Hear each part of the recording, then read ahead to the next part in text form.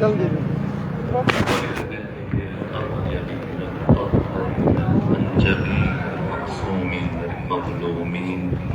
ورحمة الله على أحبابهم وأصحابهم وشيبتهم ومحبيهم ومواليهم أجمعين ورحمة الله على أعدائهم ومنكري فضائلهم وغاسل حقوقهم من يوم ولادتهم إلى الآن ومن الآن إلى قيام يوم الدين وبعد يوم الدين أما بعد فقد قال حق سبحانه في القرآن بسم الله الرحمن الرحيم والشمس وضحاها والقمر إذا تلاها والنهار إذا جلاها والليل إذا يغشاها والسماء وما بناها والأرض وما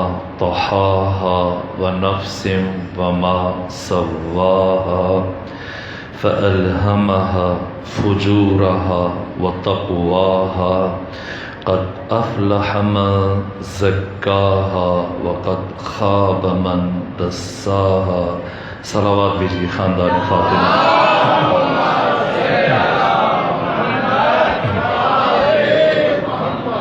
آپ کی خدمت میں عرض کیا ہے کہ قرآن مجید میں اللہ نے 144-114 صورتوں میں سے 44 صورتوں کے شروع میں قسمیں استعمال کی ہیں، اور کسی سورہ کی شروع میں 1 قسم ہے، کسی کی شروع میں 2، کسی کی آغاز میں 3، جیسے سورہ مارکہ العادیات ہے، کسی سورہ کی شروع میں 4 قسمیں جیسے سورہ مارکہ 3، اور کسی سورہ کی شروع میں 5 قسمیں جیسے سورہ مارکہ فجر، اور سورہ مارکہ فجر کے بعد جس سورہ میں اللہ نے سب سے زیادہ قسمیں اٹھائیں وہ سورہ مبارکہ شمس ہے۔ کل 15 آیتیں، اور 15 میں سے پہلی 7 آیات میں حق تعالی نے مسلسل 11 قسمیں استعمال کی۔ سب سے پہلے سورج کی قسم فرمایا والشمس وضحاها، مجھے سورج کی قسم۔ ان 11 قسموں میں سے 8 قسمیں مطلق ہیں، ان میں کوئی قید نہیں ہے، شرط نہیں ہے، لیکن 3 قسمیں مقید ہیں، مشروط ہیں۔ اس فرق کو میں کل بیان کروں گا۔ پہلی قسم جو مطلق ہے اور جس میں کوئی قید و شرط نہیں، وہ سورج کی قسم ہے، اور دوسری قسم چاند کی ہے، لیکن چاند کو حق تعالی نے اس قسم کو مشروط بیان کیا۔ فرمایا والقمر اذا تلاها، مجھے چاند کی قسم جب وہ بلا فاصلہ سورج کے ساتھ طلوع کرتا ہے۔ یہ کون سا چاند ہے؟ پہلے 10 دنوں میں سورج کے غروب اور چاند کے طلوع میں خاصا فاصلہ رہتا ہے، کم و بیش۔ آخری 10 دنوں میں یہی کیفیت ہے۔ مہینے کے وسط کے 10 دنوں میں، درمیان کے 10 دنوں میں یہ فاصلہ کم ہو جاتا ہے۔ وہ دن جس دن سورج کے غروب میں اور چاند کے طلوع میں کوئی فاصلہ نہیں رہتا، وہ 14ویں کا چاند ہے۔ پروردگار یہ فرما رہا ہے کہ مجھے 14ویں کے چاند کی قسم، مجھے سورج کی قسم، مجھے سورج کی قسم، مجھے 14ویں کے چاند کی قسم۔ والقمر اذا تلاها والنہار اذا جلاها، دوسری قسم میں چھوڑ گیا جو پہلی آیت میں پروردگار نے دوسری قسم استعمال کی۔ فرمایا والشمس، سورج کی قسم، وضحاها، اور وقت ضحیٰ کی قسم۔ وقت ضحیٰ یہ کون سا وقت ہے؟ سورج کے ذریعے سے 3 وقت 4 وقت وجود میں آتے ہیں۔ سب سے پہلے وقت طلوع، جب سورج کی روشنی کا آغاز ہوتا ہے اور اس کائنات میں، اس عالم ہست و بود میں سورج کی روشنی تدریجاً پھیلنا شروع ہوتی ہے اور زمین کو اپنے حصار میں لینا شروع کرتی ہے، یہ وقت طلوع ہے۔ ایک وقت وقت غروب ہے جب سورج کی روشنی ختم ہونا شروع ہو جاتی ہے۔ ایک وقت وقت زوال ہے جب سورج کی روشنی میں کمی کا آغاز ہوتا ہے، وہ وقت جس وقت آپ نماز ظہر پڑھ سکتے ہیں۔ مثلا اگر آپ ڈیرہ غازی خان سے باہر چلے جائیں، نہ آپ کے پاس گھڑی ہے، نہ یہ ڈیجیٹل بٹیرا آپ کی جیب میں ہے، موبائل سیل، تو اب آپ نماز پڑھنا چاہتے ہیں، کیسے پتہ چلے کہ ظہر کا وقت ہوا یا نہیں؟ زوال کا وقت ہوا نہیں تو اس کا قاعدہ جو فقہی کتابوں بیان کیا گیا، آپ ایک ڈنڈا، چھڑی، شاخص اسے زمین میں گاڑ دیں، اور جب اس چھڑی کا سایہ ختم ہو جانے کے بعد یا انتہائی کم ہونے کے بعد دوبارہ بڑھنا شروع ہو جائے، یہ وقت زوال ہے۔ اس وقت آپ ظہر کی نماز پڑھ سکتے ہیں۔ وقت زوال وہ وقت ہے جب سورج کی روشنی میں کمی کا آغاز ہو جاتا ہے۔ پروردگار نے نہ وقت طلوع کی قسم اٹھائی، نہ وقت زوال کی قسم اٹھائی، نہ وقت غروب کی قسم اٹھائی۔ پروردگار نے سورہ مبارکہ شمس میں وقت ضحیٰ کی قسم اٹھائی۔ یہ کون سا وقت ہے؟ یہ زوال سے پہلے کے 2-2.5 گھنٹے کم و بیش یہ وقت ضحیٰ ہے۔ کیوں پروردگار اس وقت کی قسم اٹھا رہے؟ اس لیے کہ ان لمحات میں سورج پوری طرح سے صفحہ زمین کو اپنے حصار میں لے لیتا ہے، اور پوری زمین سورج کی روشنی سے چمک رہی ہوتی ہے۔ یہ سورج کی روشنی کا عروج ہوتا ہے وقت ضحیٰ، اس لیے پروردگار دوسرے مرحلے میں وقت ضحیٰ کی قسم اٹھا رہے۔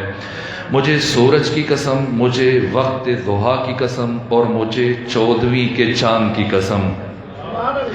والشمس وضحاها والقمر اذا تلاها والنہار اذا جلاها، اور مجھے دن کی قسم جب دن پوری طرح سے متجلی ہو جاتا ہے، واللیل اذا یغشاها، اور مجھے رات کی قسم جب یہ چھا جائے گی، والسماء وما بناها، مجھے آسمان کی قسم اور اس کے حسن صنعت کی قسم، اس کی عمدہ بناوٹ کی قسم، والارض وما طحاها، مجھے زمین کی قسم اور زمین کے بچھائے جانے کی قسم، والنفس وما سواها، مجھے نفس انسانی کی قسم، اس کے توازن، اعتدال اور تسویہ کی قسم، فَأَلْهَمَهَا فُجُورَهَا وَتَقْوَاهَا، ہم نے اس نفس انسانی میں الہام کیا فجور کو اور تقویٰ کو۔ الہام اور وحی میں کیا فرق ہے؟ الہام اور وحی بنیادی طور پر دونوں ایک حقیقتیں ہیں۔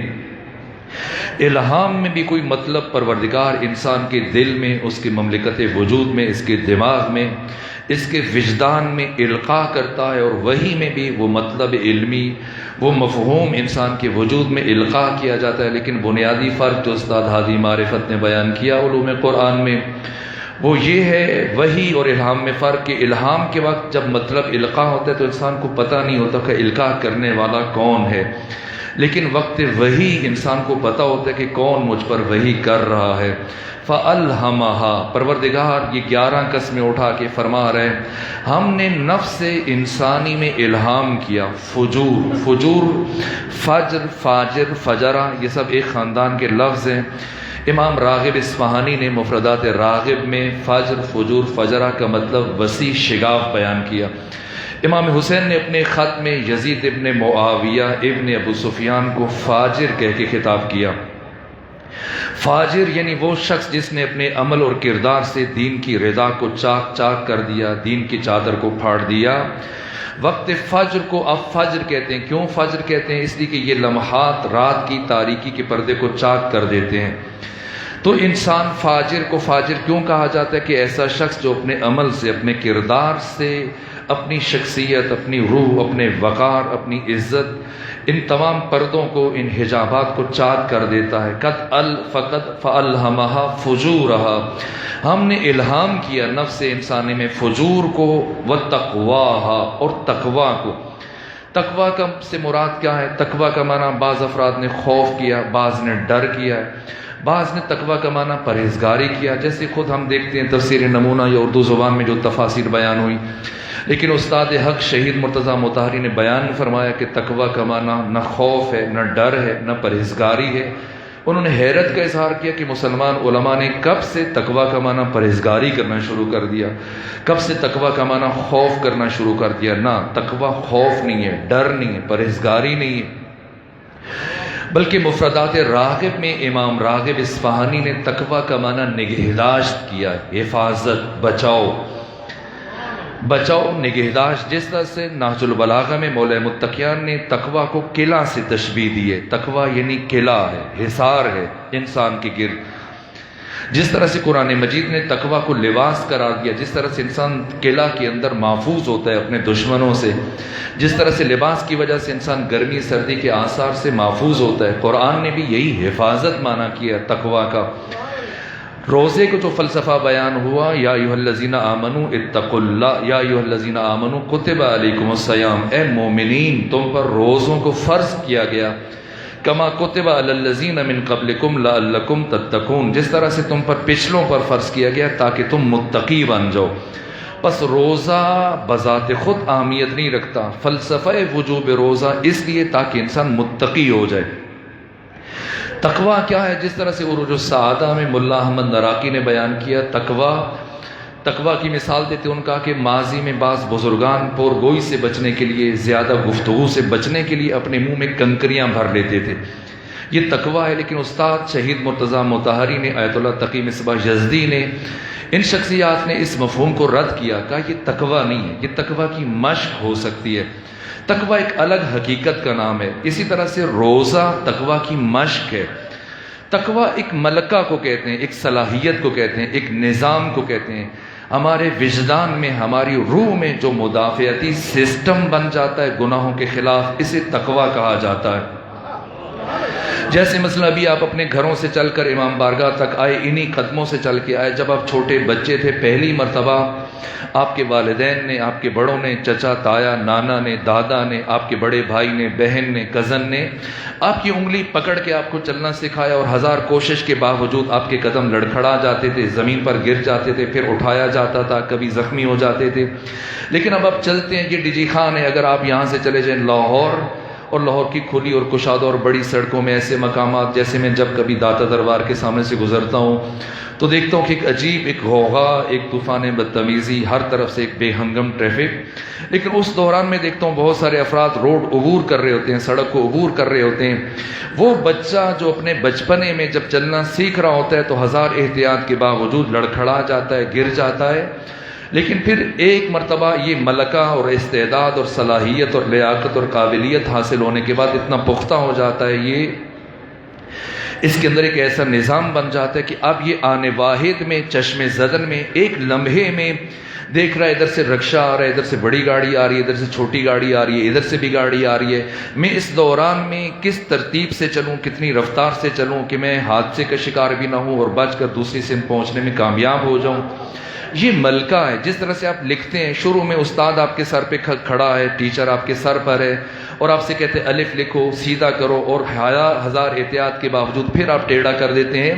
لیکن اب جب آپ لکھنا شروع کرتے ہیں تو وہ بے خیالی میں ایک طرف سن رہے ہیں، دوسری طرف لکھتے چلے جا رہے ہیں۔ جیسے ڈرائیونگ ہے، پہلے آپ ڈرائیونگ جب سیکھ رہے ہوتے ہیں، ڈرائیور آپ کے ساتھ بیٹھا ہوتا ہے، گیئر پہ اس کا ہاتھ ہوتا ہے، وہ آپ کو بتاتا ہے اس طرح سے چلانا ہے، یوں اپنے اسٹیئرنگ پہ ہاتھ رکھنا ہے، اس طرح سے ایک پاؤں بریک پہ ہونا چاہیے، ایک کلچ پہ ہونا چاہیے، ایک ریس پہ، اس طرح سے۔ اور آپ بریک پہ پاؤں رکھنا چاہتے ہیں، وہ آپ کو روکتے ہیں کہ سامنے سے کوئی چیز آ رہی ہے بریک پہ، اور آپ کوشش کے باوجود اس درجہ انسان بکھلا جاتا ہے کہ بجائے بریک پر پاؤں رکھنے کے وہ ریس کے اوپر پاؤں رکھتا ہے، وہ یقینی حادثے سے دوچار ہو جاتا ہے۔ لیکن پھر سیکھتے سیکھتے ایک ایسے مرحلے میں آپ آ جاتے ہیں کہ اگر آپ کو آدھی رات کو اٹھایا جائے کہ گھر میں کوئی بچہ علیل ہو گیا، بیمار ہو گیا، اس کو ہاسپٹل لے کے جانا ہے، تو نیند بے ہوشی کیفیت میں جب انسان نیند سے جاگتا ہے اور آدھی نیند میں اس جاگ رہا ہے تو اس کا ہاتھ گیئر پہ جاتا ہے، اور وہ اس بے خیالی میں بھی ٹریفک کر رہا ہوتا ہے، ڈرائیو کر رہا ہوتا ہے، تو اپنی منزل تک پہنچ جاتا ہے، حادثے سے دوچار نہیں ہوتا۔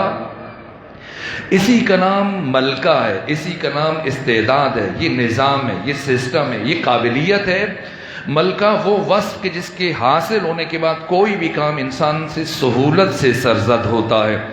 تقویٰ بذات خود مشق نہیں ہے، تقویٰ ملکہ ہے۔ جب انسان میں تقویٰ آ جاتا ہے، جس طرح سے بابا طاہر عریان کہتے ہیں کہ جو بھی آنکھیں دیکھتی ہیں دل ان کا اسیر ہو جاتا ہے، اس لیے میں ایسا خنجر بناؤں گا کہ جس سے میں ان تیز دھار خنجر سے آنکھوں کو نکال دوں تاکہ نہ یہ آنکھیں دیکھیں کسی کو، نہ دل اسیر ہو۔ تو شہید مرتضیٰ مطہری کہتے ہیں کہ اگر تم آنکھوں کے لیے خنجر بناؤ گے تو پھر کانوں کے لیے بھی ایک خنجر ہونا چاہیے، زبان کے لیے بھی ایک خنجر ہونا چاہیے، پھر تو پوری طرح سے تم خود کو کاٹ کے رکھ دو، اس لیے کہ ہر عضو جب دیکھے گا اثر لے گا۔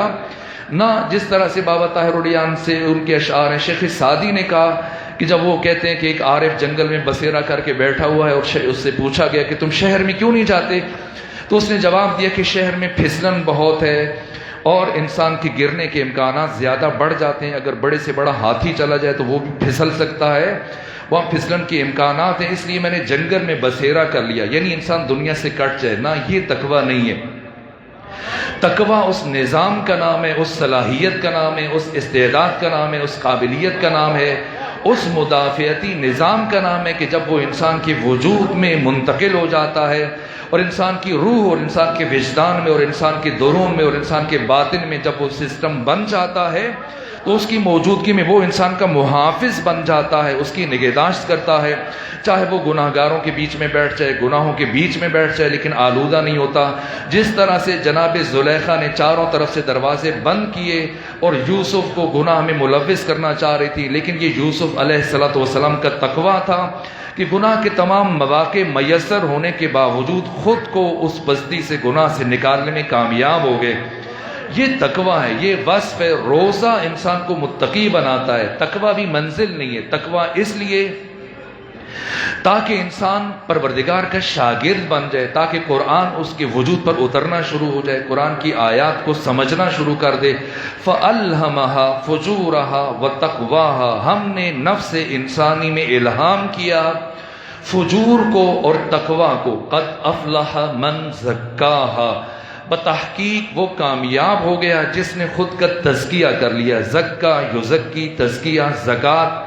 پستی سے بلندی کی طرف سفر کو کہا جاتا ہے, زکات کو, تزکیہ کو, یعنی انسان پستی سے اٹھ کے بلندی کی طرف یعنی کمال کی طرف سفر شروع کر دے. اور چونکہ اس سفر کمال کا آغاز طہارت سے ہوتا ہے, پاکی سے ہوتا ہے, تو اس لیے مفسرین اور قرآن کا ترجمہ کرنے والوں نے اس آیت کا اس دلالت التزامی کے تحت معنی کیا, کامیاب ہو گیا وہ جس نے خود کو پاک کر لیا.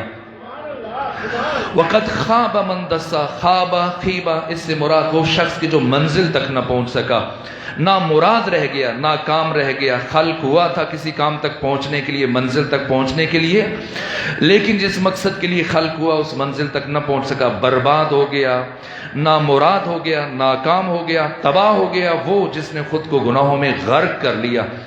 میرے عزیزو, اس سورہ میں سب سے پہلی قسم پروردگار سورج کی اٹھا رہا ہے. کیوں پروردگار سب سے پہلی قسم سورج کی اٹھا رہا ہے؟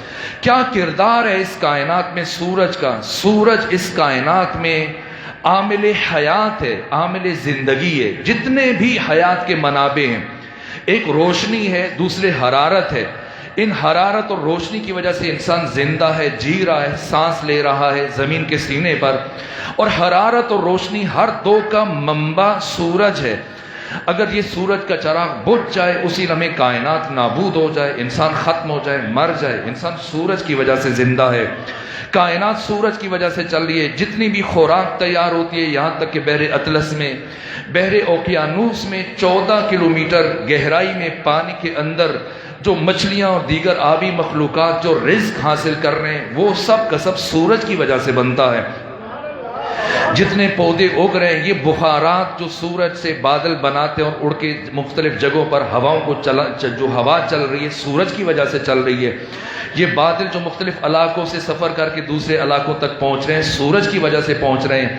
آپ کے ڈیرہ خازی خان میں یہ جو کنویں ہیں, یہ ندی نالے ہیں, یہ جو دریا بنتے ہیں, یہ سب سورج کی وجہ سے بنتے ہیں. سورج نہ ہو, وہی سمندر کا پانی سمندر میں رہ جائے, نہ یہ کوئی ندی بنے, نہ نالا بنے, نہ کنواں بنے. اس طرح سے پانی مختلف علاقوں میں موسم کبھی سفر نہ کر سکیں, ہمیشہ گرمی رہے, ہمیشہ سردی رہے.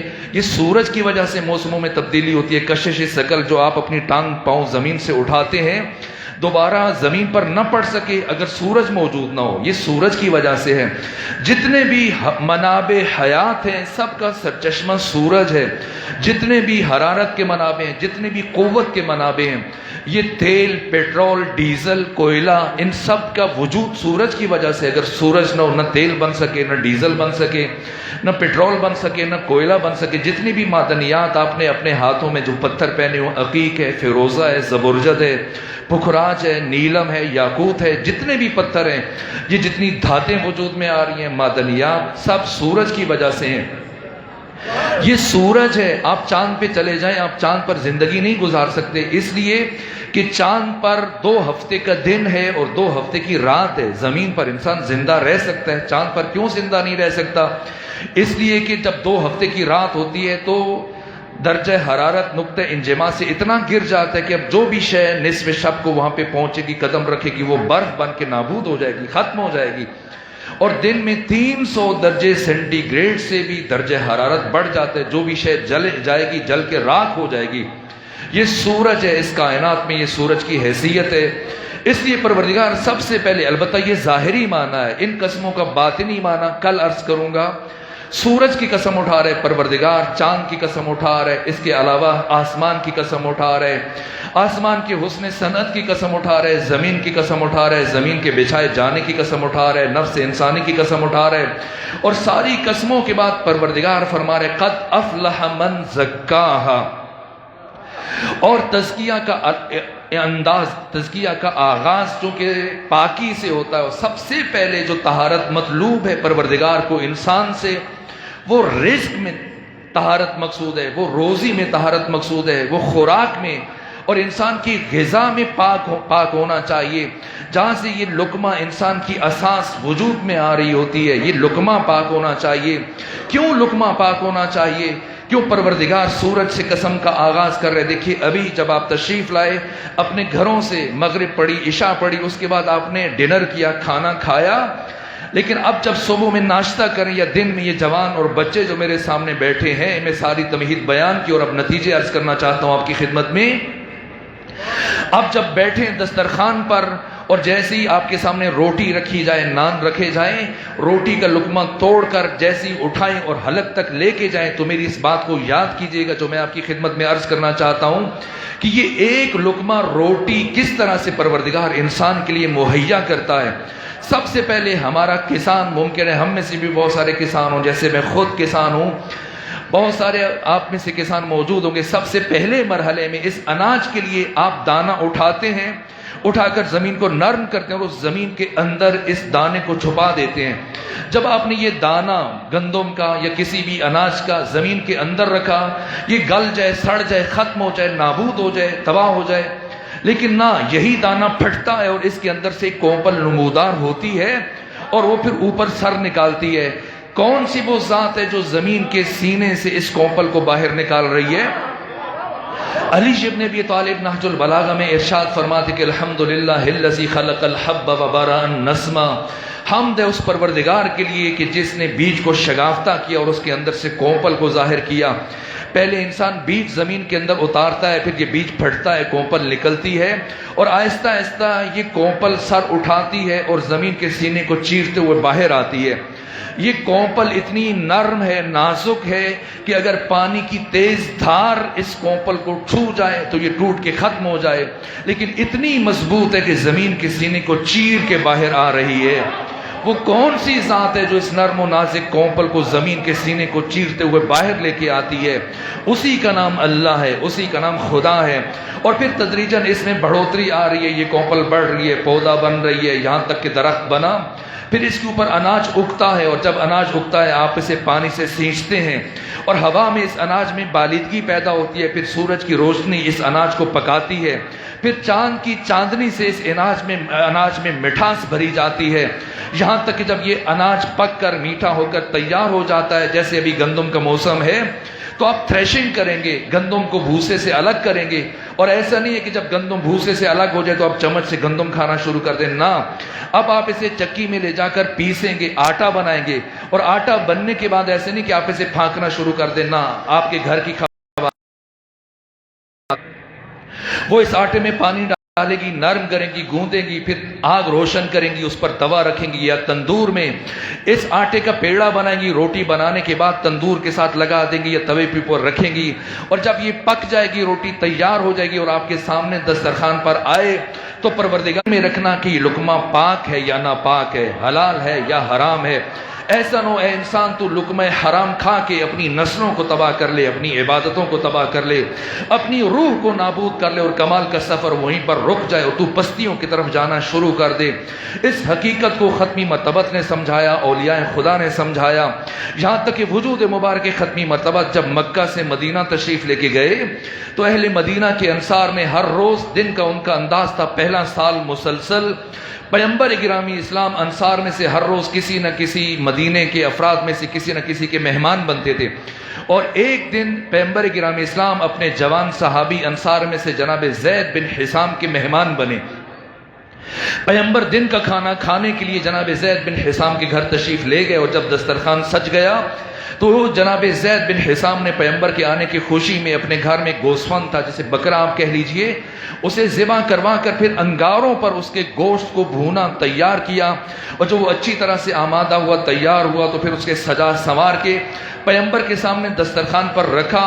اور جب پیغمبر بیٹھے مولا متقیان علی ابن ابی طالب کے ہمراہ زید بن حسام کے گھر گئے. زید بن حسام نے کہا یا رسول اللہ بسم اللہ کیجئے. ختمی مرتبہ اس سے پہلے کہ اس گوشت کی طرف ہاتھ بڑھاتے ایک مرتبہ زید بن حسام سے سوال کیا، اے زید بتاؤ اس جانور کو، اس گوسفند کو کس نے ذبح کیا؟ در حالی کہ سوال یہ بنتا تھا پیغمبر یہ پوچھتے کہ کیا یہ تمہارا ہے، یہ کسی اور کا ہے، غصبی ہے یا مباح ہے.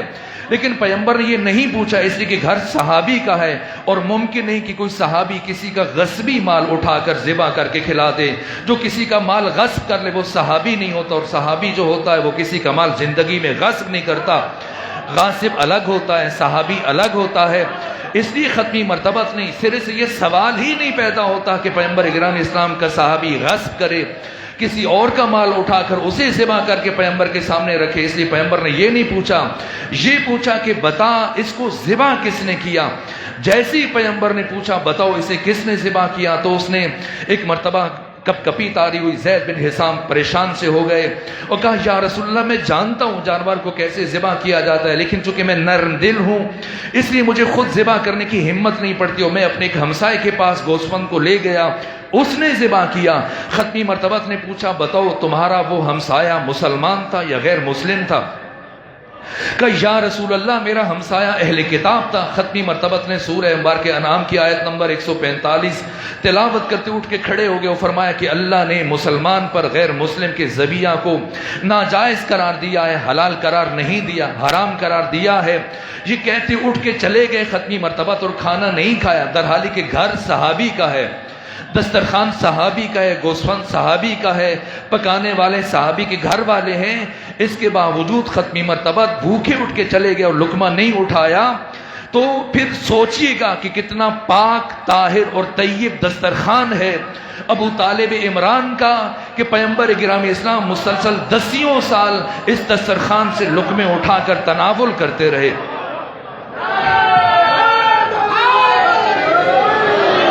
اساس لقمہ ہے، لقمہ انسان کی زندگی کی بنیاد رکھتا ہے. اسی لیے اقبال نے فرمایا اے طائر لاہوتی اس رزق سے موت اچھی جس رزق سے آتی ہو پرواز میں کوتاہی. او اے طائر لاہوتی، یعنی لاہوت ملکوت جبروت ہاہوت ناسوت کی سمت پرواز کرنے والے انسان، اس رزق سے موت اچھی ہے کہ جس رزق کی وجہ سے تمہاری پرواز رک جائے، کمال کا یہ سفر رک جائے اور تو پستیوں کی طرف گرنا شروع ہو جائے. اولیاء خدا نے ان حقیقتوں کو سمجھایا. بہلول جسے دنیا دیوانہ کہتی ہے لیکن امام موسیٰ کاظم کے عظیم شاگرد تھے، فقیہ تھے، مجتہد تھے، عارف تھے، صاحب اسرار تھے. ایک مرتبہ قبرستان کے گوشے میں بیٹھے ہیں جناب بہلول دانا، اور سامنے سے جنید بغدادی اپنے 10 شاگردوں کے ساتھ گزر رہے تھے. جیسے ہی جناب بہلول کی نگاہ پڑی جنید بغدادی پر، ایک مرتبہ آواز بلند کی جنید سنو ادھر آؤ. کہاں جا رہے ہو؟ کہا کہ میں اپنے شاگردوں کے ہمراہ جا رہا ہوں. کہا کیا کرو گے؟ کہا میں نے درس دوں گا، ان کو آداب زندگی سکھاؤں گا، زندگی کی حقیقتیں بتاؤں گا، انہیں آداب حیات تعلیم دوں گا. جب یہ کہا جنید بغدادی نے تو تعجب سے پوچھا بہلول عاقل نے، کہا انہیں تو زندگی کی حقیقتیں بتانے چلے ہو، زندگی کے آداب سکھانے چلے ہو، کیا خود کو بھی آتے ہیں یا دوسروں کو سکھا رہے ہو؟ کہ اے بہلول یہ کیسے ممکن ہے کہ اگر مجھے خود کو نہ معلوم ہو تو میں دوسروں کو کس طرح سے سکھا سکتا ہوں؟ تو جناب بہلول نے کہا اے جنید بغدادی اگر تو جانتا ہے زندگی کے آداب کو تو مجھے بھی بتاؤ، میں بھی سنوں، مجھے بھی پتا چلے تمہیں زندگی کے آداب آتے ہیں یا نہیں آتے. کہ بہلول پوچھے کیا بتاؤں، کس چیز کے آداب بتاؤں؟ کہ تم مجھے صرف کھانا کھانے کے آداب بتا دو، مجھے یقین ہو جائے گا. جیسے ہی بہلول نے کہا تو مجھے کھانا کھانے کے آداب بتا. اب جنید بغدادی نے اپنے شاگردوں کے سامنے بیان کرنا شروع کیا. سب سے پہلے ہاتھ دھونے چاہیے، اس کے بعد جب دسترخوان پر بیٹھیں تو بسم اللہ پڑھنی چاہیے، اور پھر اپنے سامنے سے کھانا کھانا چاہیے، کھانا کھاتے ہو دوسروں کی طرف نہیں دیکھنا چاہیے، چھوٹے لقمے بنا کے کھانے چاہیے اور لقموں کو خوب چبا کے کھانا چاہیے، اور بھوک کچھ باقی ہو تو کھانے سے ہاتھ کھینچ لینا چاہیے، اور کھانے کے بعد بھی ہاتھ دھونے چاہیے، لیکن کھانے سے پہلے ہاتھ دھوئیں تو انہیں خشک نہیں کرنا چاہیے، اور کھانے کے بعد ہاتھ دھوئیں تو انہیں خشک کر لینا چاہیے، اور کھانے کے بعد اللہ کا شکر ادا کرنا چاہیے، الحمدللہ۔ اور بتاؤ کہنا بس میرے علم میں یہی ہے کہ مجھے تعجب ہوتا ہے تو دنیا کو، دوسروں کو، اپنے شاگردوں کو زندگی کی حقیقتیں بیان کرنے کے لیے چلا ہے، زندگی کے آداب سکھانے کے لیے چلا ہے، اور تو خود اتنا تو ہی دست ہے، تو ہی دامن ہے، اتنا بیچارہ ہے، اتنا کم علم ہے کہ تجھے آتے میں یہ ساری ذیلی باتیں ہیں، ضمنی باتیں ہیں، فرعی باتیں ہیں۔ تم نے کھانے کے اصلی ادب کو فراموش کر دیا۔ جب اس ادب کو نظر انداز کرو گے پھر یہ آداب تمہیں کوئی فائدہ نہیں پہنچائیں گے۔ یہ کہ ہاتھ دھو کے کھائیں، ہاتھ دھوئے بغیر کھائیں، بسم اللہ پڑھ کے کھائیں، بسم اللہ پڑھے بغیر کھائیں، جب میں نے کہا اے شیخ بہلول بتائیں وہ اصلی ادب کون سا ہے، اور یہ فرعی ادب ہے تو وہ اصلی ادب کون سا ہے؟ کہ وہ اصلی ادب یہ ہے، اس سے پہلے کہ ہاتھ دھونے کی فکر کرے، اس سے پہلے کہ بسم اللہ پڑھنے کی فکر کرے، پہلے یہ دیکھے کہ یہ لقمہ حلال کا ہے یا حرام کا ہے۔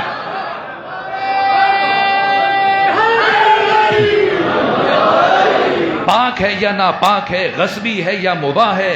ایک لقمہ حرام، ایک لقمہ ناپاک، ایک غصبی لقمہ اٹھائے اور 1000 مرتبہ بسم اللہ پڑھ کے کھائے، یہ تمہیں کوئی فائدہ نہیں پہنچائے گا، تمہاری روح کو نابود کر دے گا۔ اگر لقمہ حرام تو 100 مرتبہ بسم اللہ پڑھے، 100 مرتبہ ہاتھ دھوئے، جتنا جی چاہے چبا کے کھائے نہ۔ اصلی ادب یہ ہے۔ لقمہ حلال انسان کی زندگی کو بدل دیتا ہے، جس طرح سے لقمہ حرام انسان کی زندگی کو بدل دیتا ہے۔ کیا اثر ہے انسان کے لقمے کا؟ جس طرح سے خود ہارون الرشید ہے، ایک مرتبہ یہ ہارون الرشید، اس نے بہت بڑی شخصیت سے متعلق اپنے وزیر فضل بن ربیع سے کہا کہ ابو یوسف میری بات نہیں مانتا، میں 3 سال سے کہہ رہا ہوں کہ تم چیف جسٹس کا عہدہ قبول کر لو، قاضی القضات کا عہدہ قبول کرو، بہت لائق ہے، بہت عالم ہے، بہت علمی اعتبار سے مضبوط شخصیت رکھتا ہے، اگر یہ چیف جسٹس بن جائے بڑے مہارت سے فیصلے کرے گا، اور میری دوسری خواہش یہ ہے کہ یہ میرے بچوں کو پڑھائے، امین کو، مامون کو، قاسم کو، معتصم کو، دوسرے بچوں کو پڑھائے، لیکن یہ کسی طرح سے میری بات مان نہیں رہا۔ ایک مرتبہ فضل ابن ربیع نے کہا یہ کون سی مشکل بات ہے، مجھے بتاؤ میں تمہارا یہ کام کر دیتا ہوں۔ کہ کیسے ممکن ہے، میں 3 سال سے کہے جا رہا ہوں، اس کے باوجود اس نے میری نہیں مانی، تمہاری کیسے مانے گا؟ کہ مجھے 1 رات کی مہلت دے دیجئے۔ فضل ابن ربیع گیا قاضی ابو یوسف کے پاس اور جا کر خواہش کی، کہا کہ ہماری خواہش ہے کہ آپ 1 مرتبہ ہمارے دارالامارہ میں تشریف لائیں، خلیفہ کے بیت الشرف میں آئیں، جہاں پر خواص موجود ہوں گے، گورنر موجود ہوں گے، امراء موجود ہوں گے، سردار موجود ہوں گے۔ ہماری بس آپ سے صرف ایک خواہش ہے کہ اب آ کر ایک کھانا ہمارے ساتھ تناول کر لیں، اور اس کے بعد ہمیں تھوڑی سی نصیحت کر دیں، ہمارے ملک میں خیر و برکت بڑھ جائے گی، ہماری ہدایت ہو جائے گی، ہماری اصلاح ہو جائے گی۔ اس کی چکنی چپڑی باتوں میں قاضی ابو یوسف آئے اور شام کے وقت پہنچے ہارون الرشید کے محل میں، دسترخوان لگا، کھانا کھایا، اور یہ کھانا کھانے کے بعد ساری رات قاضی ابو یوسف یہ سوچتا رہا کہ بالآخر مجھے ہارون الرشید قاضی القضات کے عہدے کی دعوت دے رہا ہے کہ میں چیف جسٹس بن جاؤں، تو اس میں کیا خرابی ہے اگر میں چیف جسٹس بن جاؤں؟ میں عدالت کے مطابق فیصلے کروں گا، لوگوں کو انصاف دوں گا، اور اگر وہ یہ کہہ رہا ہے کہ میں امین اور مامون اور اس کے دوسرے بچوں کو پڑھاؤں تو اس میں کیا حرج ہے؟ اگر میں نے پڑھوں گا یہ مستقبل میں اچھے خلیفہ ثابت ہوں گے عوام کے لیے۔ وہ باتیں جو 3 سالوں سے ہارون الرشید مطالبہ کر رہا تھا اور یہ انکار کر رہا تھا، ایک ہی رات کھانا کھانے کے بعد دونوں باتوں کو قبول کیا، اور صبح سے خود جا کر ہارون اور فضل بن ربیع سے کہا کہ مجھے تمہاری دونوں باتیں قبول ہیں، چیف جسٹس کا عہدہ بھی قبول کروں گا، تمہارے بچوں کو پڑھاؤں گا۔ جب یہ سنا تو ایک مرتبہ یہ جو مسلمین کا مال تو نے غصب کیا بیت المال سے، جب یہ مال حرام اس کے شکم میں اترا تو ایسا اثر ظاہر ہوا کہ وہ جو ناخوب بتدریج وہی خوب ہوا کہ بدل ہی جاتے ہیں غلامی میں قوموں کے ضمیر۔ یہ ابو یوسف ہے، عالم ہے، لیکن ایک لقمے نے اس کو آسمان سے زمین پر۔ ہارون الرشید کا بیٹا جس کا نام قاسم ہے، ایک مرتبہ یحییٰ برمکی نے کہا ہارون الرشید سے، کہا ہارون الرشید تمہارے بیٹے نے قاسم نے تمہاری ناک کٹوا دی، نہ وہ شاہی لباس زادوں کی طرح سے رہتا ہے، کھانا کھا رہے، سب تمہارے بارے میں چیمے گوئیاں کر رہے ہیں، باتیں کر رہے ہیں کہ باپ 3 بر اعظموں سے زیادہ ملکوں پر حکومت کر رہا ہے، اور بیٹا اپنے باپ کو چھوڑ کر مسجد میں اس نے ڈیرا لگا لیا۔ اس طرح سے تمہاری توہین ہے، شروع کر دیا عام لوگوں کی طرح سے، تو مسجد میں بیٹھ کر نمازیں پڑھتا رہتا ہے، عبادت میں غرق رہتا ہے، اور تو نے شاہی لباس اتار دیا۔ آخر کیا وجہ ہے؟ میں سمجھ سکتا ہوں، چونکہ تمہارا باپ ہوں، چونکہ میں نے باقی بیٹوں کو اپنا ولی عہد بنایا اور مختلف خطوں میں انہیں گورنر قرار دیا، اور چونکہ میں نے تمہیں کوئی عہدہ یا منصب نہیں دیا، اس لیے تم احتجاجاً مجھ سے انتقام لینے کے لیے یہ حرکت کر رہے ہو۔ لیکن پریشان نہ ہو اور مجھے لوگوں کے درمیان رسوا نہ کرو۔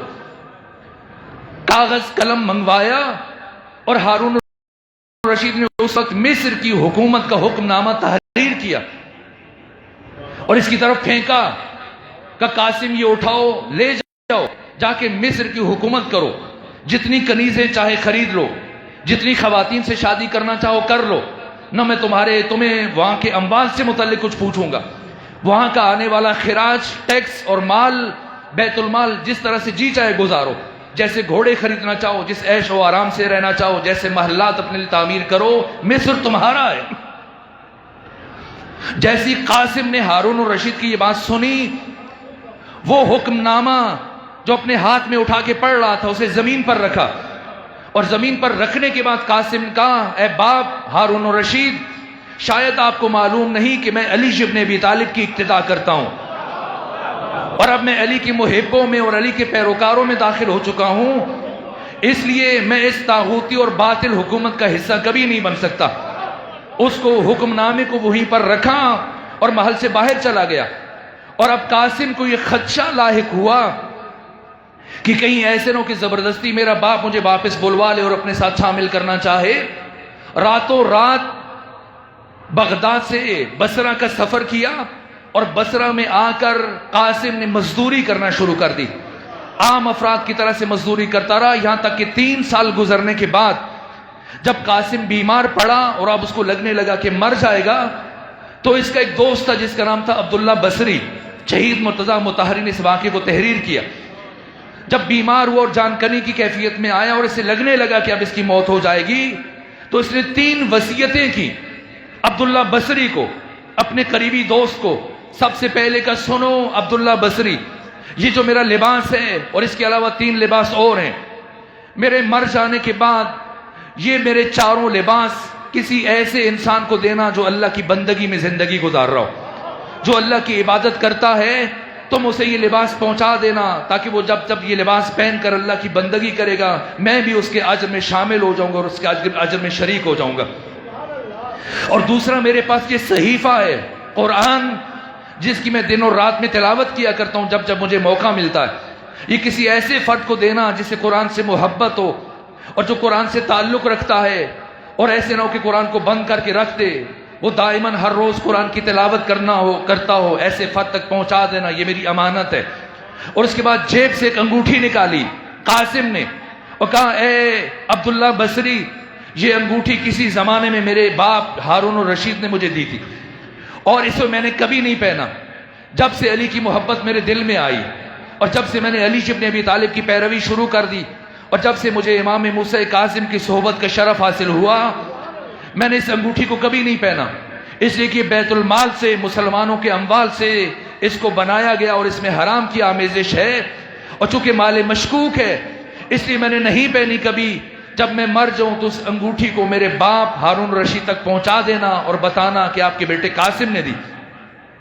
اور ابھی قاسم عبداللہ بصری کو یہ وصیتیں کر رہا تھا کہ اسی اثنا میں ایک لمحے کے لیے قاسم کی آنکھیں ایک نقطے پر رکیں اور کہا، اے عبداللہ بصری اب ہٹ جاؤ، اب وہی ہستی میرے قریب تشریف لے کے آ رہی ہے کہ جس کا قاسم بڑی دیر سے انتظار کر رہا تھا، جو علی ابن ابی طالب نے۔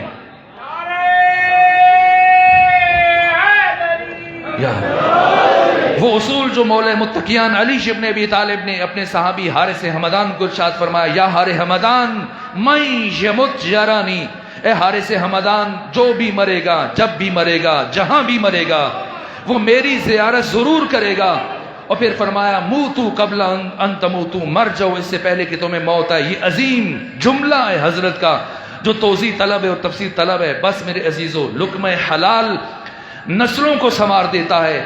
جب انسان لقمہ حرام کھاتا ہے تو مولا متقیان فرماتے ہیں جب انسان لقمہ حرام کھاتا ہے تو اسے عبادت کی توفیق نہیں ہوتی، نماز سے محروم ہو جاتا ہے، اور اگر نماز میں کھڑا ہو جائے تو پھر وسوسے اور مختلف قسم کے خیالات آتے ہیں، اور کبھی حرام خور کی نماز اللہ کی بارگاہ میں قبول نہیں ہوتی۔ اور جو 8 عوامل مولا متقیان نے بیان کی کہ جن 8 وجوہات کی بنا پر انسان کی دعا قبول نہیں ہوتی، ان میں سے پہلی چیز لقمہ حرام ہے۔ جس شکم میں لقمہ حرام چلا جائے پروردگار اس زبان سے، یہاں تک کہ مولا متقیان فرماتے ہیں کہ جو فرد حرام خور ہے اس کی اولاد بھی اس کی نافرما بردار ہو جاتی ہے، اس کی زوجہ بھی اس کی نافرما بردار ہو جاتی ہے، اس کے گھر کے پالتو جانور تک اس کی بات کو اہمیت نہیں دیتے۔ لیکن اگر یہ لقمہ حلال صرف لقمہ پہلا مرحلہ انسان پاکی اختیار کرے، اور پاکی کا آغاز جس طرح سے ماہ مبارک رمضان کا آغاز ہے۔ کیوں یہ باتیں کر رہا ہوں آپ کے سامنے؟ اس لیے کہ عظیم دسترخوان الہی آپ کے سامنے نعمتوں بھرا دسترخوان بچھایا جانے لگا، خدا کا گزر جائے۔ جیسے پہلے ہم نے شبہ قدر گزاری، رسمی طور پر سر پہ قرآن رکھا، راتوں کو جاگے، سحریاں کی، افطاریاں کی، تلاوت بھی کرتے رہے۔ آخر کیا وجہ ہے کہ تہجد کے باوجود، نماز شب کے باوجود وہیں کھڑا ہے؟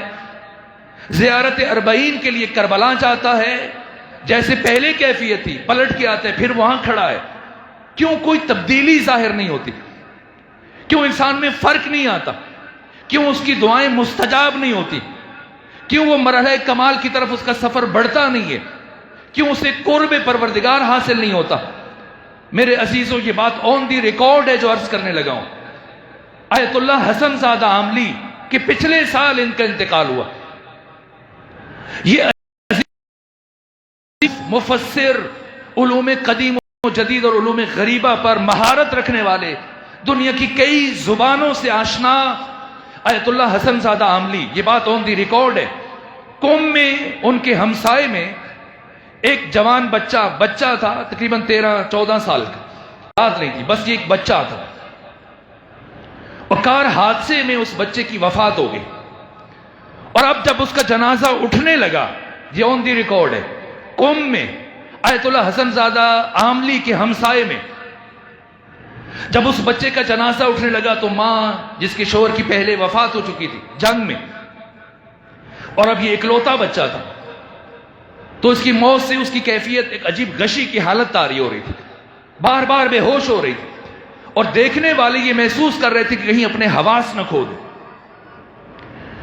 جیسی آیت اللہ حسن زادہ عاملی آئے، چونکہ ہمسایہ تھے، تشییع جنازہ میں شرکت کے لیے، اور ایک مرتبہ نگاہ پڑی اس بچے کی ماں پر، اور دیکھا بار بار بے ہوش ہو رہی ہے، غش کھا رہی ہے۔ اس کی کیفیت کو دیکھ کر اس عبد خدا نے، عبد صالح نے، آیت اللہ حسن زادہ عاملی نے ایک مرتبہ فرمایا کہ اس جنازے کو زمین پر رکھو، زمین پر رکھو۔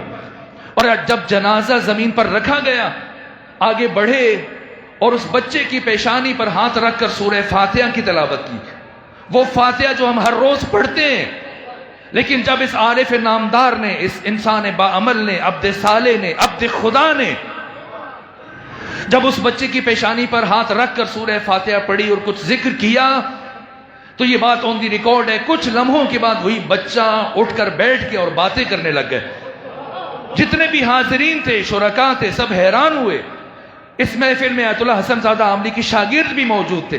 آگے بڑھے، کہا استاد جی کیسے ہو گیا؟ آپ نے کون سا ذکر کیا؟ تو انہوں نے ایک بات کی، کہا کہ میں نے جب سے ہوش سنبھالا اور جب سے میں نے شعور کی دنیا میں قدم رکھا، میں نے اپنی ساری زندگی میں کبھی بھی اپنے مالک کو، اپنے اللہ کو نہ نہیں کہا۔ جو بھی حکم تھا خدا کا، جب مجھے پتا چلا میرا مالک خدا مجھ سے یہ چاہتا ہے، میں سر تسلیم خم ہو گیا، بے شک میرا نفس نہ مانتا ہوں۔ میں نے ساری زندگی کبھی بھی اپنے اللہ کو نہ نہیں کہا، اور آج جب پہلی مرتبہ اس طرح سے میں نے اس خاتون کی حالت کو دیکھ کر اپنے اللہ سے یوں مانگا، تو پھر میرے اللہ نے بھی مجھ سے نہ نہیں کہا ہے۔ انسان اس منزل پر آ جاتا ہے جب انسان مطیع ہو جاتا ہے. مولا متقیان فرماتے ہیں جب انسان اللہ کی بندگی اختیار کرتا ہے، اطاعت کرتا ہے اور لقمہ حلال کی نسبت احتیاط کرتا ہے تو اس کے گھر کے پالتو جانور بھی اس کے مطیع اور فرما بردار ہو جاتے ہیں. میرے عزیزو، ماہ مبارک رمضان کا آغاز ہو رہا ہے. میرا وقت ختم ہوا، میں شرمندہ ہوں، لیکن چند باتیں اور عرض کروں تاکہ بات مکمل ہو جائے. اساس اور بنیاد، ایسا نہ ہو کہ یہ ماہ رمضان بھی پچھلے سالوں کی طرف سے گزر جائے. مجھے نہیں لگتا کہ روز روز آپ کی خدمت پہ حاضر ہونے کا شرف حاصل ہو. اب جبکہ طویل عرصے کے بعد آپ کی خدمت میں پہلی مرتبہ حاضر ہونے کا احباب مجھ سے خواہش کرتے رہتے تھے لیکن میں نہیں آ پایا. تو اب جبکہ حاضر ہوں، میں چاہتا ہوں کہ صرف آج کی نشست ہو پھر کل کا دن، تو یہ چند ایک باتیں میں اور آپ نے وقت سے تجاوز کرتے 5-7 منٹ اضافی لے. سب سے پہلا کام، آپ نے شاید اپنے علاقے میں کبھی دیکھا ہو، ٹیوب ویل سے بھی پانی نکالتے ہیں آپ، موٹر لگاتے ہیں، اور پہلے تو ایک اور بھی ہوتا تھا، ایک رہٹ کا سلسلہ ہوتا تھا. بڑے بڑے کنویں ہوتے تھے اور ان کے گرد بیل چکر لگاتا تھا اور وہ چلتا رہتا تو پانی نکلتا رہتا تھا، سبزیوں کو پھلوں کو جاتا رہتا تھا. اور اس کا مالک جو کسان ہوتا تھا اس کی آنکھوں پہ پٹی باندھ دیتا تھا اور وہ چلتا رہتا تھا، اور وہ یہ سمجھ رہا ہے، خیال کر رہا ہے کہ اس نے بہت سفر طے کر لیا. لیکن جب اس کی آنکھوں سے پٹی اتاری جاتی تو وہیں کھڑا ہے. کیا وجہ ہے کہ انسان 30 سال 40 سال 50 سال 60 سال 70 سال عبادت کے باوجود وہیں کھڑا ہے جہاں 70 سال پہلے ہوتا ہے. کمال کی طرف ایک قدم اٹھانے میں کامیاب نہیں ہوتا. کیا وجہ ہے؟ میں جوانوں کے لیے اور بچوں کے لیے اصول عرض کر کے جا رہا ہوں. نہیں معلوم زندگی اس شہر میں دوبارہ اس جیسے بامعرفت مومنین کی زیارت کا موقع اور شرف عطا کرے یا نہ کرے. اس لیے طالب علم ہونے کی حیثیت سے یہ ہدیہ عرض کر رہا ہوں. علی ابن ابی طالب علیہ السلام ایک محفل میں شریک تھے. ایک شخص سے گفتگو کر رہے تھے اور اس گفتگو کے دوران ایک جوان بیٹھا تھا، وہ کسی اور کی طرف بیٹھ کر باتیں کر رہا تھا، اور باتیں کرتے کرتے اس کی زبان سے نکلا استغفر اللہ ربی واتوب الیہ. مولا متقیان جس سے بات کر رہے تھے اپنی بات کو وہی چھوڑا اور اس جوان کی طرف متوجہ ہوئے اور فرمایا تمہاری ماں تمہاری میت پر بیٹھے، یعنی تمہیں مر جانا چاہیے. وہ جوان پریشان ہوا کہ یا علی، میں نے کوئی غیبت کی، کوئی دشنام ترازی کی ہے، کوئی رقیق یا نامناسب لفظ زبان سے ادا کیا، کسی پر تہمت نہیں لگائی، میں تو استغفار کر رہا ہوں. جیسے اس نے کہا میں تو استغفار کر رہا ہوں، علی ابن ابی طالب علیہ السلام نے فرمایا اتدری ما الاستغفار، تمہیں پتا ہے کہ یہ استغفار کیا ہے؟ میرے عزیزو جوانوں، آج یہ موتی لے جائیے، ان 4 گفتگوؤں کا حاصل اور نچوڑ لے جائیے اور اس اپنے لوہے دل پر اس بات کو نقش کریں. یہ حاصل ہے پچھلی 4 گفتگوؤں کا. اس سے پہلے کہ نماز پڑھیں، اس سے پہلے کہ روزہ رکھیں، اس سے پہلے کہ شب قدر کے لیے جاگیں، زیارات کے لیے جائیں، حج کے لیے جائیں، سب کاموں سے پہلے جو کام کرنا ہے، اگر یہ ایک کام کر لیا تو آپ لمحوں میں صدیوں کا سفر طے کر سکتے ہیں. اور اگر یہ کام نہ کیا تو پھر بیل کی طرح سے چکر لگاتے رہیں گے اور آپ سمجھتے رہیں گے کہ میں نے بڑی عبادت کر لی، قرآن پڑھ لی، اتنے قرآن ختم کر لیے، پھر قرآن ختم کر لیے، یہ کیا وہ کیا، لیکن انسان ایک قدم بھی خدا کی طرف نہیں اٹھا پاتا. کون سا کام ہے جو ہم نے ہر کام میں سب سے پہلے کرنا ہے؟ علی ابن ابی طالب فرما رہے ہیں اتدری ما الاستغفار، تجھے پتا ہے کہ استغفار کیا ہے؟ اب جوان متوجہ ہوا کہ علی کیا کہنا چاہتے ہیں. آنکھیں بھر آئیں، دست ادب جوڑ دیے، کہا نہیں یا امیر المومنین میں نہیں جانتا، آپ بتائیے. فرمایا سنو، یہ نہج البلاغہ میں جملے موجود ہیں. امام نے فرمایا استغفار 6 چیزوں کا نام ہے. پہلے 2 رکن جن سے توبہ بنتی ہے، اگر یہ 2 رکن موجود نہیں ہیں تو انسان استغفر اللہ کہہ کر اللہ سے مذاق کر رہا ہے. پہلے 2 رکن جن سے توبہ بنتی ہے اور دوسرے 2 رکن جو توبہ کی قبولیت کی سند ہے. اگر یہ 2 کام کر لیے تو پھر کسی ملا کے پاس، کسی عالم کے پاس، کسی مفتی کے پاس، کسی پیر کے پاس، کسی نجومی کے پاس جانے کی ضرورت نہیں ہے کہ اللہ مجھ سے راضی ہے یا راضی نہیں ہے، اللہ نے میری توبہ قبول کی ہے یا قبول نہیں کی ہے. علی فرما رہے ہیں اگر یہ دو کام کر لیے تو یقین کر لو کہ اللہ نے تمہاری توبہ قبول کر لی ہے۔ اور پھر فرماتے امیر المومنین اگر آخری دو کام اور رکن تم نے انجام دیے تو اس کے بعد انسان عام لوگوں سے اٹھ کر اولیاء خدا کی صف میں شامل ہو جاتا ہے۔ پہلے دو کام جن سے توبہ بنتی ہے اور توبہ وجود میں آتی ہے، الندم، ندامت، یہ پہلا رکن ہے توبہ کا۔ اگر ندامت نہیں توبہ مذاق ہے۔ استغفار کی تسبیح بنا لینا اور استغفر اللہ پڑھتے رہنا یہ اللہ کے ساتھ بھی مذاق ہے، اپنے ساتھ بھی مذاق ہے۔ ندامت، کس بات پر ندامت؟ اپنی زندگی پر ندامت، شرمندہ ہو اور کہے پروردگار میں نادم ہوں، میں نے اپنی عزت کو مجروح کیا، میں نے اپنی زندگی کو ضائع کیا، میں نے خود کو برباد کیا، مجھے زندگی ایسے نہیں گزارنی چاہیے تھی۔ یہ زندگی آپ کے مولوی آپ کو بتاتے ہیں کہ قبر میں جانے کے بعد سب سے پہلا سوال نماز سے متعلق ہوگا، نہ ایسا نہیں ہے۔ نماز سے متعلق تب پوچھیں گے فرشتے جب عبادات کی باری آئے گی۔ سب سے پہلا سوال انسان سے اس کی زندگی سے متعلق ہوگا۔ فرشتے پوچھیں گے بتاؤ تم نے اپنی زندگی کہاں گزاری تھی؟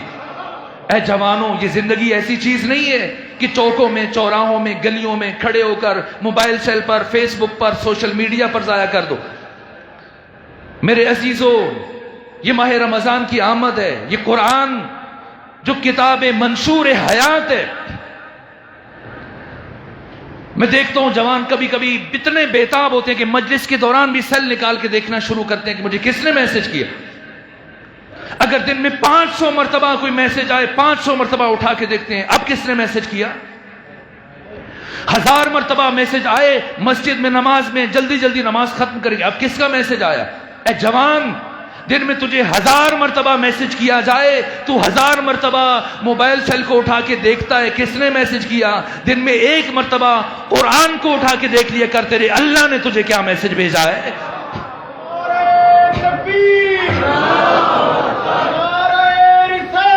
یا رسول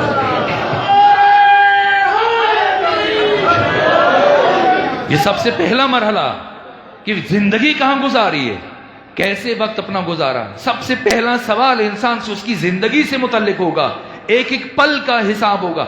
ہمارے پاس جتنی چیزیں وہ قیمتی ہیں لیکن زندگی اور وقت جو انمول ہے، پوری کائنات کی دولت خرچ کر دینے کے باوجود ایک لمحہ واپس لانے پر قادر نہیں ہے۔ علی ابن ابی طالب علیہ السلام کپڑا لے کر درزی کے پاس گئے اور جب درزی نے کرتا تیار کیا اور جس دن مولا متقیان لینے کے لیے گئے تو درزی نے کہا یا امیر المومنین یہ کرتا ایک میں نے حجاب کا انتظام کر رکھا ہے، اگر آپ پہن کے دکھا دیں لمبا چھوٹا ہو تو میں اس کی اصلاح کر دوں۔ مولا متقیان نے اس درزی کے کہنے پر کرتا پہنا اور پہننے کے بعد جب درزی کے سامنے تشریف لائے تو یہ جو آستینیں تھیں اتنی لمبی تھی کہ انگلیوں تک آ رہی تھی۔ وہ پریشان ہوا خیاط اور کہا یا امیر المومنین زحمت کیجئے اور یہ قمیض مجھے پھر سے اتار دیجئے، تبدیل کر کے آ جائیے اور مجھے حوالے کریں تاکہ میں اسے کاٹ کر صحیح کر دوں۔ حضرت نے فرمایا اس کی ضرورت نہیں ہے، کینچی دو۔ خود مولا متقیان نے کینچی لی اس سے اور آستینوں کو آگے لمبا کیا بڑھا کر اور اسی حالت میں وہ کپڑا کاٹ لیا اور جب کپڑا کاٹا تو اس کا شکریہ ادا کیا، شرمندہ نہیں ہونے دیا۔ کہا مجھے رومال کی ضرورت رہتی تھی اور اب تمہاری جو لمبی قمیض تم نے تیار کی تو مجھے 2 رومال بھی میسر آ گئے۔ اب جب جانے لگے مولا متقیان جب پلٹنے لگے تو اس درزی نے کہا کہ اس طرح سے جو پہلے میں نے آپ کی اس قمیض کے آگے خوبصورت سی دھاگے کے ساتھ کڑھائی کی تھی، اگر آپ مجھے پھر سے یہ قمیض عنایت کر دیں تو میں اسی طرح سے جو جہاں سے آپ نے کاٹا ہے اس کو پہلے کی طرح بنا دوں تاکہ یہ پہننے میں اچھی لگے، دیکھنے میں خوبصورت لگے۔ جیسی امیر المومنین نے درزی کی یہ بات سنی ایک مرتبہ آنکھوں میں اشک جاری ہو گئے۔ فرمایا اے درزی، علی کے پاس اتنی فرصت کہاں ہے کہ علی اسے ایک قمیض کی تزئین اور آرائش میں صرف کر دے۔ اے جوان، اگر علی کے پاس وقت نہیں ہے جو اس کائنات کی کامل ترین ذات ہے اور ہمیں مکمل کرنے کے لیے اور کامل بنانے کے لیے آئے تو میرے اور آپ کے پاس یہ وقت کہاں سے آئے؟ سب سے پہلے مرحلے میں اگر کوئی توبہ کرنا چاہتے تو نادم ہو جاؤ، سب سے بڑی ندامت اپنی زندگی پر کہ مجھے ایسے زندگی نہیں گزارنی چاہیے تھی۔ اور دوسرا رکن عزم، ارادہ کر لے کہ اب تک جو میں نے گناہ کیے سو کیے، آج کے بعد دوبارہ گناہ نہیں کروں گا۔ جیسے فضیل ابن عیاض ایک ڈاکو تھے، اور آدھی رات کو جب کسی کے گھر پہ دیوار پہ چڑھے اندر چھلانگ لگانے کے لیے اپنے ساتھیوں کے ساتھ، دیکھا صاحب خانہ قرآن کی تلاوت کر رہے ہیں، اور اس آیت پر پہنچ چکا تھا، جائے نماز پر بیٹھ کر یہ آیت پڑھ رہا تھا، جس کا مطلب یہ تھا کہ کیا ابھی تک وہ وقت نہیں آیا کہ میرا بندہ میری طرف پلٹ آئے، واپس آ جائے۔ وہی دیوار پر بیٹھے بیٹھے فضیل ابن عیاض نے کہا کیوں نہیں، وہ وقت آ چکا ہے، اور پھر اندر چھلانگ نہیں لگائی، واپس گلی میں چھلانگ لگائی، اور دوستوں کے پاس آیا اور کہا یاد کرو آج تک ہم نے جتنے ڈاکے ڈالے ہیں، جس سے جتنا کچھ چھینا ہے، یاد کرو، ایک ایک کر کے سب کو واپس لوٹایا۔ رقم ختم ہو گئی اور افراد زیادہ رہ گئے تو مزدوریاں کر کے لوگوں کی رقمیں ان تک واپس لوٹائیں۔ یہ فضیل ابن عیاض جن کی لکھی ہوئی کتابیں پڑھ کر آج لوگ ہدایت حاصل کرتے۔ یہ ارادہ، یہ پہلے دو رکن ہیں، ایک ندامت، ایک ارادہ، ان دو ارکان۔ اس سورہ کی، اس قسم کی باطن کی طرف جانا تھا۔ بس میرے عزیزوں، آئیے اس کریم ترین ذات کا واسطہ دیں۔ ندامت، انسان نادم ہو جائے۔ کچھ دیر پہلے تک حر ابن یزید الریاحی کہاں کھڑے تھے، لیکن جیسی نادم ہوئے اور پھر ایک عزم کیا تو کیفیت جو لکھی ہے مقتل نگاروں نے کہ حر کوفے کے شجاع ترین سپہ سالار تھے، لیکن روز عاشور صبح کے وقت ایسی کپ کپی تاری تھی جیسے بیت کانپ رہا ہو۔ آپ کے قریب کھڑے ہوئے ساتھی نے کہا کہ اگر مجھ سے پوچھا جائے کہ تم نے زندگی میں کون سا فرد سب سے بڑا شجاع دیکھا تو میں آپ کا نام لیتا، لیکن یہ 72 افراد سے ڈر گئے اور کانپ رہے ہو۔ لیکن نہ، حر کے وجود میں کپ کپی تاری تھی، ایک ندامت تھی، اور اس کے بعد حر نے ارادہ کیا اور آہستہ آہستہ خود کو لشکر سے الگ کرنا شروع کیا، تاکہ جب میں اپنے گھوڑے کو ایڑ لگاؤں تو کوئی روک نہ سکے۔ اتنا دور لے گئے، اب دیکھا کہ کوئی رکاوٹ نہیں بن سکے گا، گھوڑے کو ایڑ لگائی، اپنے غلام کو ساتھ لیا، بیٹے کو ساتھ لیا، پہنچے امام حسین کی بارگاہ میں، اور پہنچ کر ندامت سے اتنے شرمندہ تھے کہ بیٹے سے کہا میں اس قابل نہیں ہوں، میری آنکھوں پہ بھی پٹی باندھو، میرے ہاتھوں پہ بھی رسی باندھ کے مجھے اس حالت میں فرزند رسول کی بارگاہ میں پیش کرو۔ لیکن یہ حسین کی کریمی ہے، جیسی حر پہنچے ایک مرتبہ اپنے بیٹے جناب علی اکبر کو، قاسم کو روانہ کیا کہ جاؤ جا کے اپنے چچا کا استقبال کرو۔ جناب علی اکبر نے شرمندہ نہیں ہونے دیا، چچا کہہ کے خطاب کیا، جناب قاسم نے چچا کہہ کے خطاب کیا، اور جب اصحاب حسینی میں مختلف شور کی آواز اٹھی، مبارکباد کی آواز اٹھی، تو یہ آواز خیام تک پہنچی۔ ثانیہ زہرا نے فضہ کو بلایا، فضہ جاؤ، یہ کیسی آوازیں بلند ہو رہی؟ فضہ پلٹ کے گئی، بتایا حر ابن یزید الریاحی آئے ہیں، معافی مانگ رہے۔ انہوں نے محمد کو بلایا اور فرمایا جاؤ اور جا کر جناب حر کو ماموں کہہ کے سلام کرو۔ جیسی انہوں محمد پہنچے ماموں کہہ کے، وہ کیفیت تھی، اتنا گریاں طاری ہو گیا، تو کہا کہ علی کی بیٹیاں اتنی غریب ہو گئیں کہ مجھ جیسے گنہگار پر اس انداز میں سلام کیا جا رہا ہے۔ دست ادب جوڑے امام حسین کے سامنے، کہا کیا مجھے معافی مل سکتی ہے؟ امام حسین فرما دیں آپ قابل معافی نہیں ہو، یا فرما دیں میں نے آپ کو معاف کیا نہ۔ آپ مقتل کی کتابیں اٹھائیں، کیا جملے ہیں امام حسین کے۔ حسین ابن علی اللہ کی مشیت کے مظہر، حسین ابن علی اللہ کی رضا کے مظہر۔ جیسی حر نے کہا کیا مجھے معافی مل سکتی ہے، فرمایا حر جا، اللہ نے تجھے معاف کیا۔ اور انہوں محمد کہتے ہیں کہ میری ماں، ہماری ماں جناب زینب آپ کے لیے دعا کر رہی ہیں۔ حسین کی کریمی اور ثانیہ زہرا کی، بس وقت ختم ہوا اس لیے دو جملے عرض کروں۔ کتنی کریم سیدہ، چونکہ وقت دعا ہے۔ جب پہنچا اسیروں کا یہ قافلہ واپس مدینہ، تو اس سے پہلے کہ کاروان مدینہ میں داخل ہو، ثانیہ زہرا نے بی بی کے پاس مال دنیا میں سے جو کچھ ہے اس پارچے کے اوپر رکھ دے۔ جس بی بی کے پاس زیور تھے، کوئی قیمتی چیز تھی، درہم و دینار تھے، سب نے رکھے، اور پوری گٹھڑی جب تیار ہو گئی، ثانیہ زہرا نے فرمایا سید سجاد یہ اموال کی گٹھڑی لے جائیں اور جا کر یزید ابن معاویہ کے سپاہیوں میں تقسیم کر دیں۔ اور جب تقسیم کیا تو یزید کے سپاہیوں نے پوچھا یہ کس وجہ سے ہمیں عنایت کی جا رہی ہے، یہ انعام ہمیں کیوں دیا جا رہا ہے؟ تو جناب امام سجاد نے فرمایا اس لیے میری پھوپھی زینب فرما رہی ہیں چونکہ سارے رستے میں تم نے ہمارا خیال رکھا، جہاں ہم نے تمہیں رکنے کی خواہش کی تم رکے، ہمارے آرام کا خیال رکھا، ہماری عبادت کا خیال رکھا، ہماری ضروریات کا خیال رکھا، ہمارا احترام رکھا، تو ہم کسی کا صلہ ضائع نہیں کرتے، کسی کا اجر نہیں رکھتے، اس لیے ہماری طرف سے تمہارا صلہ ہے۔ ان کا ہمیں یزید نے ہمارا وظیفہ دے کے بھیجا تھا۔ ثانیہ زہرا نے فرمایا اگرچہ تمہیں اس نے تمہارا وظیفہ دے کے بھیجا لیکن کوئی ہمارے ساتھ اگر اچھا برتاؤ کرتا ہے تو ہم اس کا اجر ضائع نہیں کرتے۔ میں نے روایت میں پڑھا ہے کہ یزید کے سپاہی ٹکرے مار کر اس طرح سے گریاں کر رہے تھے کہ ہم کتنے بد نصیب ہیں کہ ایسے کریم خاندان پر ظلم کیا جو بن مانگے عطا کرتے ہیں۔ میرے عزیزو، علی ابن ابی طالب علیہ السلام کی یہ شیر دل بیٹی تمام ائمہ ممنون ہیں اس بی بی کے۔ حسین ابن علی ممنون ہے، امام زمانہ ممنون ہے۔ آیت اللہ مرشی نجفی فرماتے ہیں کہ ایک مرتبہ مجھے آقا امام زمانہ خواب میں آئے اور مجھ سے فرمایا مرشی جاؤ فلاں گلی میں ایک شاعر رہتا ہے فلاں گھر میں، جا کر اسے میرا سلام پہنچاؤ اور اس سے کہو کہ رات جو اشعار تم نے لکھے ہیں امام زمانہ تمہارا شکریہ ادا کر رہے ہیں۔ اور مرشی جا کر میری طرف سے اس شاعر کی دستبوسی کرنا، اس کے ہاتھوں کا بوسہ لینا۔ آیت اللہ مرشی کہتے ہیں میں امام کے خواب کو سن کر چلا گیا، دق الباب کیا اور شاعر کو سلام پہنچایا، شکریہ ادا کیا، پلٹنے لگا، مجھے خیال آیا کہ وہ کون سے اشعار ہیں کہ جن اشعار کی بنیاد پر امام زمانہ اس شاعر کا شکریہ ادا کر رہے ہیں۔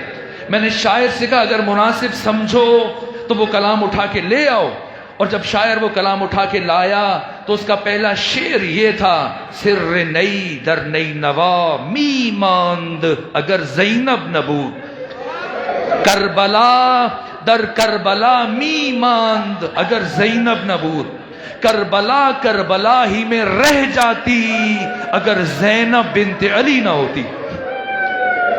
1,24,000 انبیاء کی محنتوں کو بچایا حسین ابن علی نے۔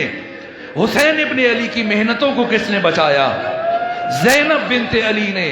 کائنات کا ہر غیور انسان ممنون احسان ہے زینب بنت علی کا، لیکن کوئی بھی شریف انسان قیامت تک اس درد کو فراموش نہیں کر سکے گا کہ انبیاء کی محنتوں کو بچانے کے لیے، دین مصطفیٰ کو بچانے کے لیے علی کی شیر دل بیٹی کو ننگے سر یزید جیسے شرابی کے دربار میں۔ ایک مرتبہ علامہ حلی فرماتے ہیں کہ جب میں نے زیارت ناہیہ پڑھی، اور زیارت ناہیہ جو امام زمانہ کا نوحہ ہے، جب میں نے یہ زیارت کے الفاظ پڑھے، امام زمانہ فرماتے ہیں میں صبح اور شام خون کے آنسو بہاتا ہوں۔ جب میں نے یہ جملے پڑھے تو میں نے عمل کیا، اور جب عمل کیا تو مجھے امام کی زیارت نصیب ہوئی، اور جب امام کی زیارت ہوئی میں نے پوچھا مولا یہ آپ کے الفاظ ہیں کہ میں صبح اور شام خون کے آنسو بہاتا ہوں؟ امام نے فرمایا ہاں ہلی یہ میرے الفاظ ہیں۔ ہلی کہتے ہیں میں نے پوچھا اس لیے خون روتے نہ، پوچھا اس لیے کہ علی اکبر شہید ہو گئے؟ فرمایا نہ۔ کہا اس لیے کہ دادا حسین شہید ہوئے؟ فرمایا نہ۔ کہا پھر خون کے آنسو کیوں روتے ہیں؟ فرمایا ہلی آج اگر یہ سب موجود ہوتے یہ سارے خون کے آنسو بہاتے۔ ہلی کہتے میں نے سارے امام کے قدموں پہ رکھا، امام نے فرمایا ہلی ہم آل محمد نے اس دن سے خون کے آنسو بہانا شروع کیے جس دن سے دادی زینب ننگے سر یزید جیسے شرابی کے دربار میں چلی گئی۔ کتنا مشکل مرحلہ ہے میرے عزیزو۔ ہم سنتے ہیں کہ امام سجاد خون کے آنسو بہاتے تھے، نہ، ان سب نے گریہ کیا۔ 7ویں امام سے متعلق ملتا ہے 14 برس اس طرح سے سندی بن شائق کی قید میں رہے کہ کبھی سیدھے کھڑے نہیں ہو سکے، 14 سال رکوع کی حالت میں گزار دیے، اور امام حسین کے بعد جس امام کی شہادت سب سے زیادہ مظلومانہ ہے وہ امام موسیٰ کاظم ہے۔ کتنی مشکلوں سے قید گزاری، لیکن 14 سالوں میں کبھی اپنی مصیبت کو یاد نہیں کیا۔ جب بھی گریہ کیا یہی کہا ہائے دادی زینب، ہائے آقا زادی سکینہ، ایک مرتبہ دوروغ زندان کہتا ہے مولا کیا وجہ ہے؟ 14 سال زندان میں ہو گئے، کبھی اپنی مصیبت پر نہیں روئے، ہمیشہ جب بھی گریہ کیا یہی کہا ہائے دادی زینب۔ کہا داروغہ تو نے عدل سے کام نہیں لیا، تو نے انصاف سے کام نہیں لیا۔ داروغہ میرے ساتھ بہنیں موجود نہیں ہیں، میرے ساتھ بیٹیاں موجود نہیں ہیں، میرے ساتھ پھپھیاں موجود نہیں ہیں۔ علی کی بیٹیاں، محمد کی نواسیاں جب شام شہر میں پہنچی تو مغرب کی آذانیں ہو رہی تھی، اور جب یزید کے محل میں آئیں تو صبح کی آذانیں ہو رہی تھی۔ بس آخری جملہ عرض کروں میرے عزیزوں، کوئی شریف انسان قیامت تک یہ درد کبھی فراموش نہ کر سکے گا۔ آپ جانتے ہیں جب سیدہ زہرا کی شہادت ہوئی تو بی بی وقت آخر غسل و کفن کے بعد مولا متقیہ نے باری باری بچوں کو بلایا۔ سب سے پہلے امام حسن کو بلایا، بیٹا حسن آئے، آ کر اپنی ماں کا آخری مرتبہ زیارت کر لیجیے۔ امام حسن آئے، پھر امام حسین کو بلایا، تفصیلی روایت ہے، بس ایک جملہ اور مجلس ختم کر رہا ہوں۔ اور سب سے آخر میں کسے بلایا؟ فضہ سے کہا جاؤ فضہ، جا کر زینب کبریٰ کو بلا کے لے، میری بیٹی زینب سے کہو آ کر اپنی آخری مرتبہ اپنی ماں فاطمہ زہرا کے چہرے کی زیارت کر لیں۔ سنیں گے ثانیہ زہرا نے کیا جواب دیا؟ فرمایا فضہ ابھی جب میں ماں کی میت پر پہنچوں گی تو میں اپنے سر سے چادر ہٹا کر ماتم کروں گی، گریہ کروں گی، لیکن بابا کی موجودگی میں مجھے اپنی ماں کی میت پر جاتے ہوئے شرم محسوس ہوتی ہے، اس لیے پہلے بابا کی خدمت میں عرض کریں کہ بابا جان آپ حجرے سے باہر تشریف لے جائیے۔ ارے جو بچی 6 سال کی عمر میں اپنے بابا کے سامنے آتے ہوئے شرم محسوس کر رہی ہے، اللہ جانے یزید جیسے شرابی کے دربار میں